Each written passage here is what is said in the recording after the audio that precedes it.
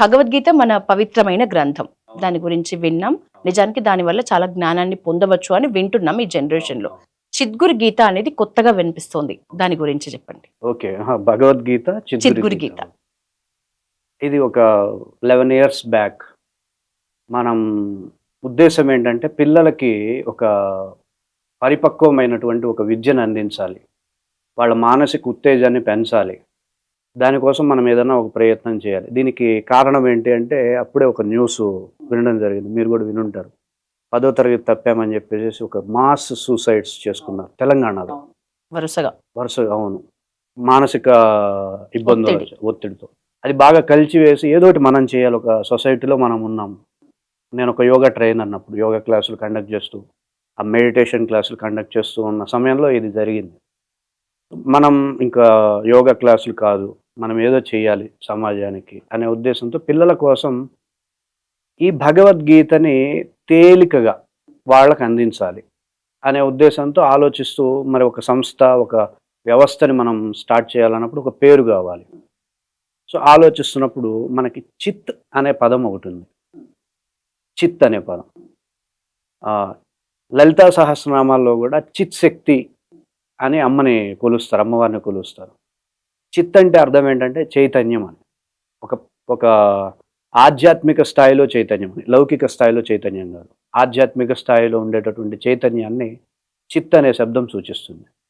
గురు అనేటటువంటి శబ్దం ఏంటంటే గ్రాహ్యే, గురు నిగరణే అంటే గ్రహించడం అనమాట. గురువు అంటే ఏంటి? గ్రహించడం, చైతన్యాన్ని గ్రహించడం. గీత అంటే ఏంటంటే సాధారణంగా అర్థం తీసుకుంటారు, గాయతే ఇతి గీత అని చెప్పి పాడడం అనుకుంటారు. ఓకే. కానీ గీత అంటే గమ్ములు గతం అని చెప్పేసి పొందడం, ఒక ధామం. ఇది ఒక ధామం, ఆనందానికి ధామం లేదా మోక్షానికి ధామం, మోక్ష గీత. గీత అనే శబ్దాన్ని ధామంకి చక్కగా ఉపయోగపడుతుంది. అది పర్ఫెక్ట్ అర్థం, అది నిర్వచనం. చిద్గురు గీత అంటే చైతన్యాన్ని గ్రహించగలిగే ధామం.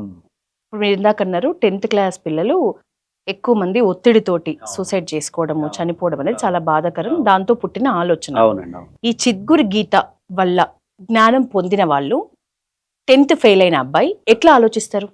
మనకి ఒక శ్లోకం ఉంది భగవద్గీతలోనే. మనకి ఇది చాలా ప్రచారంలో ఉన్న శ్లోకం. చావులప్పుడు పెడతారు ఈ శ్లోకాన్ని. చావనీయకుండా చేస్తుంది అన్న విషయం ఎవరికి తెలియదు.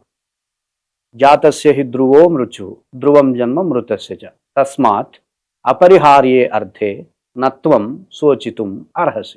నత్వం శోచితుం అర్హసి అంటే నీకు ఏడవలసిన అవసరమే లేదు అని.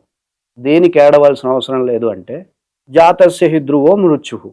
ఇక్కడ జాతః అంటే పుట్టడం అనే అర్థమే కాదు, కలగడం, రావడం, ఏర్పడడం, ఈ అర్థాలన్నీ వస్తాయి జాతః అంటే. మృత్యు అంటే చచ్చిపోవడం అనే అర్థం కాదు, వెళ్ళిపోవడం, తొలగిపోవడం, పోగొట్టుకోవడం, ఇలాంటి అర్థాలు వస్తాయి. ఫెయిల్ అవ్వడం, ఇవన్నీ కూడా మృత్యువే. Okay okay. సంస్కృతం అంత గొప్ప కోల్పోవడం అనే అర్థం వస్తుంది. వీళ్ళు ఏం అర్థం తీసుకున్నారంటే మొత్తం భగవద్గీత 700 శ్లోకాలకి చావు పుట్టుక, చావు పుట్టుక. అందుకని ఈరోజు భగవద్గీత చావు దగ్గరికి వెళ్ళిపోయింది. సో అది తప్పు. సో ఆ శ్లోకం చెప్పేసేసి 10వ తరగతి పాస్ అయ్యావు, మళ్ళీ ఇంటర్ ఫస్ట్ ఇయర్ చదవాలి కదా. అందులో కూడా పాస్ ఫెయిల్ ఉంటాయి కదా. ప్రతి దాంట్లోనూ పాస్ అయితే మళ్ళీ పాస్ అవ్వాల్సి ఉంటుంది, ఫెయిల్ అయితే మళ్ళీ వస్తుంది అవకాశం. మార్చిలో అవకాశం పోయింది అనుకో, అక్టోబర్ లో మళ్ళీ అవకాశం వస్తుంది.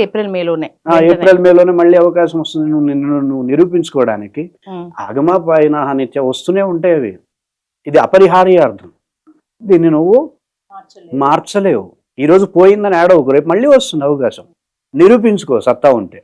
అంతేగాని చనిపోవాల్సిన అవసరం ఏముంది అనేటటువంటి ఒక indirect strength, indirect inspiration, motivation ఆ శ్లోకం ఇస్తుంది.